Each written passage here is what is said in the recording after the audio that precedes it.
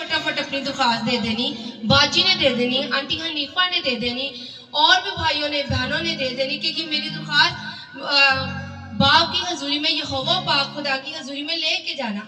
लेकिन वो खादिम होता था, सरदार कायम होता था, समटाइम भूल भी जाता था और वो दरख्वास्तें नहीं भी रखी जाती थी। आज हमारी बात बनने का फायदा ये है कि हम फौरन उससे फोन कॉल मिला लेते हैं, खुद से भी हम फोन कॉल उससे मिला लेते हैं।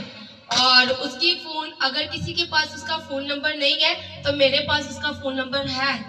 दुनिया का इंटरनेट वीक हो जाता है, कभी बात नहीं की जाती, कभी कोई फोन नहीं उठाता, लेकिन मेरे और आपके खुदा का फोन हमेशा जारी रहता है, चलता रहता है। किसी भी टाइम 24 घंटों में आप किसी भी टाइम खुदावन के साथ जब कॉल पे बात करना चाहते हैं तो उसकी वो हमारी बातों को सुन लेता है। यिर्मयाह में खुदा का फोन नंबर लिखा हुआ है 33 चैप्टर में।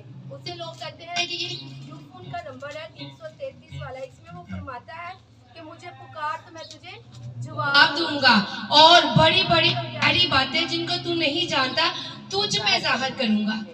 जरूरत है, वो कहता है तू मुझे पुकार। जब आप दुआ करेंगे, उसके साथ बातचीत करेंगे, तो वो आपकी दुआओं को, मनाजातों को सुन लेगा।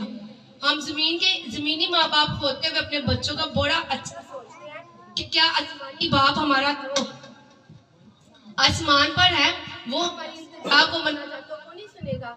वो हमारे लिए अच्छे और बेहतरीन और खूबसूरत प्लान रखता है, बस जरूरत है उसके साथ बात करने की। ये बहुत बड़ी शुक्रगुजारी है खुदावन की, मेरी और आपकी बात दोबारा से बन गई। जोरदार तालियां बजाएंगे खुदावन के नाम को इज्जत और जलाल देते हुए।